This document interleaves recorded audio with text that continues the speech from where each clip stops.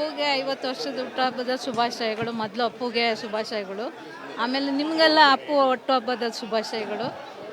ಅವ್ನು ನಿದ್ದೆ ಮಾಡಿದರೆ ಇನ್ನೂ ಖುಷಿಯಾಗಿರ್ತಾಯಿತ್ತು.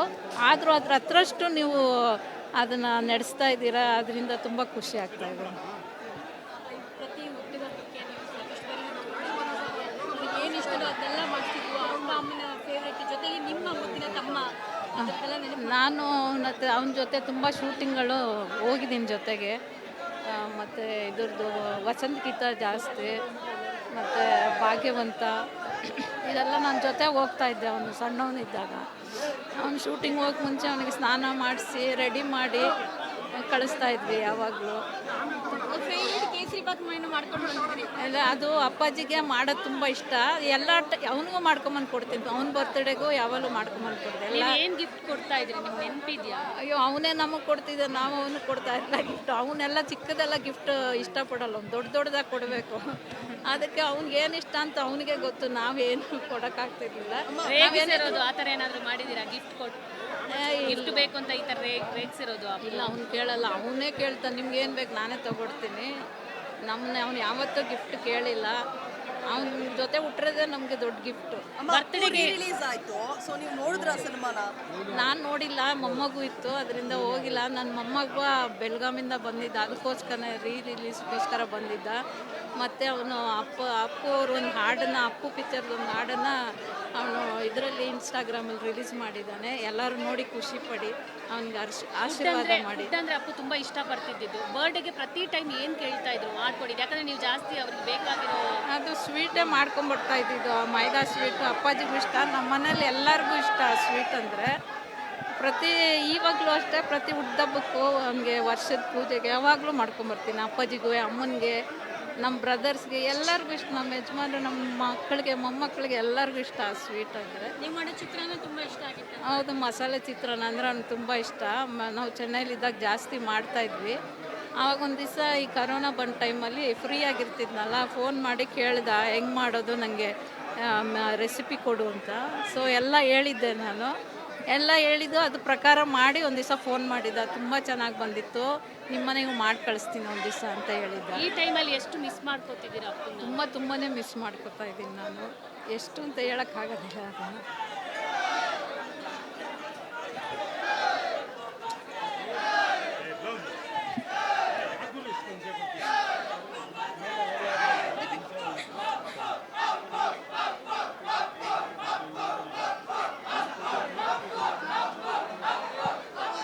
ಇಂದ ಎತ್ತು ಬೆಳೆಸಿದ್ದೀವಿ. ಇವಾಗ 50 ವರ್ಷಕ್ಕೆ ಅವನಿಲ್ಲ ಅಂದರೆ ನಮ್ಗೆ ತುಂಬಾ ಬೇಜಾರು.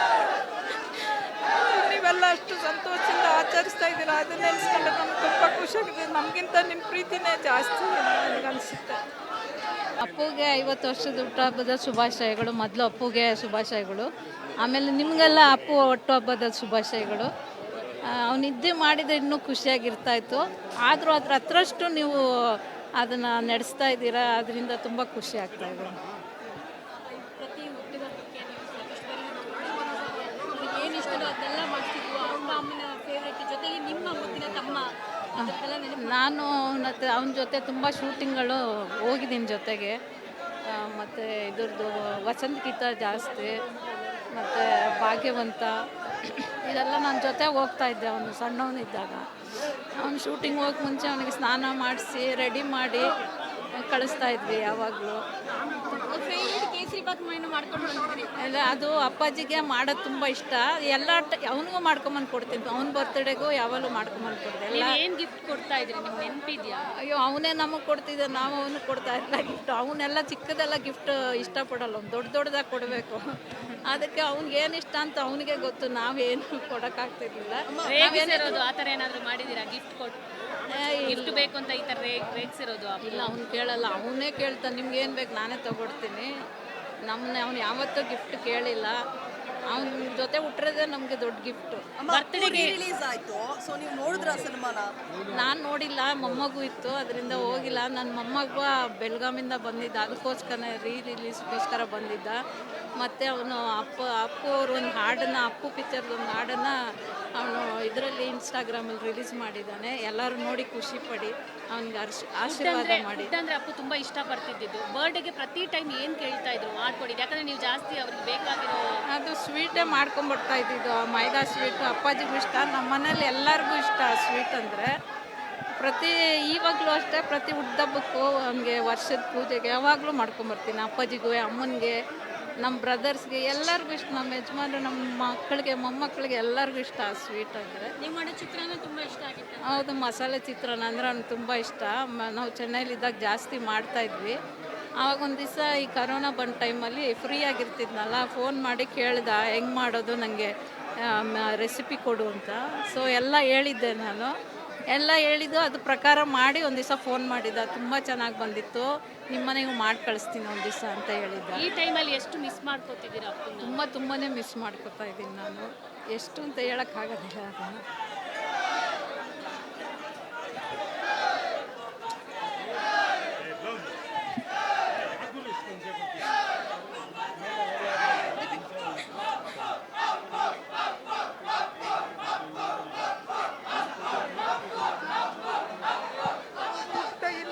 ಬೆಳೆಸಿದ್ದೀವಿ. ಇವಾಗ 50 ವರ್ಷಕ್ಕೆ ಅವನಿಲ್ಲ ಅಂದರೆ ನಮ್ಗೆ ತುಂಬಾ ಬೇಜಾರು. ನೀವೆಲ್ಲ ಅಷ್ಟು ಸಂತೋಷದಿಂದ ಆಚರಿಸ್ತಾ ಇದ್ದೀರಾ, ಅದನ್ನ ನೆನೆಸ್ಕೊಂಡ್ರೆ ನಮ್ಗೆ ತುಂಬ ಖುಷಿಯಾಗಿದೆ. ನಮಗಿಂತ ನಿಮ್ಮ ಪ್ರೀತಿನೇ ಜಾಸ್ತಿ ನನಗನ್ಸುತ್ತೆ. ಅಪ್ಪುಗೆ 50 ವರ್ಷದ ಹುಟ್ಟುಹಬ್ಬದ ಶುಭಾಶಯಗಳು. ಮೊದಲು ಅಪ್ಪುಗೆ ಶುಭಾಶಯಗಳು, ಆಮೇಲೆ ನಿಮಗೆಲ್ಲ ಅಪ್ಪು ಹುಟ್ಟುಹಬ್ಬದ ಶುಭಾಶಯಗಳು. ಅವನಿದ್ದೆ ಮಾಡಿದರೆ ಇನ್ನೂ ಖುಷಿಯಾಗಿರ್ತಾಯಿತ್ತು. ಆದರೂ ಅದ್ರ ಹತ್ರಷ್ಟು ನೀವು ಅದನ್ನು ನಡೆಸ್ತಾ ಇದ್ದೀರಾ, ಅದರಿಂದ ತುಂಬ ಖುಷಿ ಆಗ್ತಾಯಿದೆ.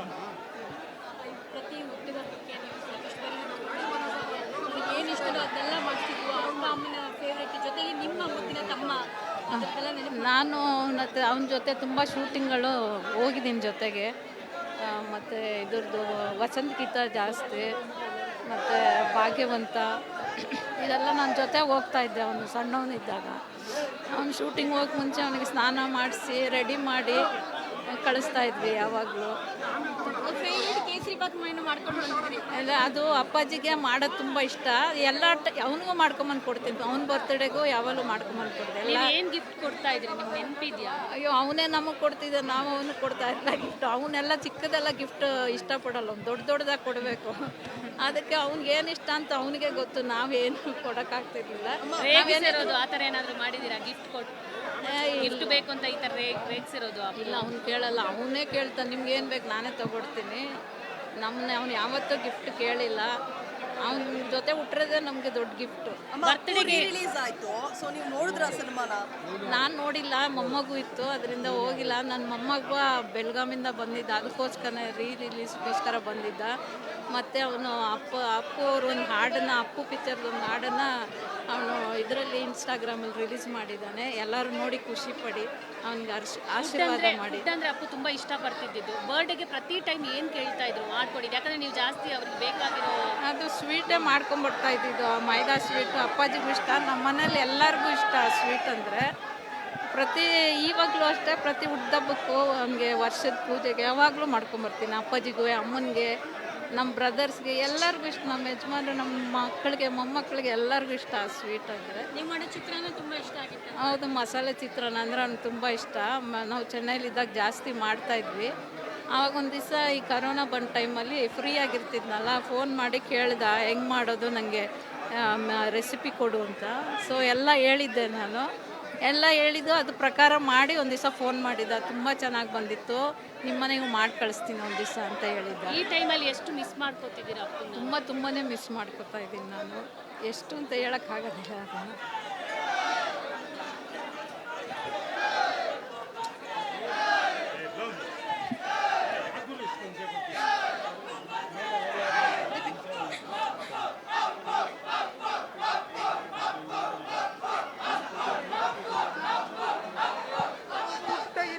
ಬೆಳೆಸಿದ್ದೀವಿ. ಇವಾಗ 50 ವರ್ಷಕ್ಕೆ ಅವನಿಲ್ಲ ಅಂದರೆ ನಮ್ಗೆ ತುಂಬಾ ಬೇಜಾರು.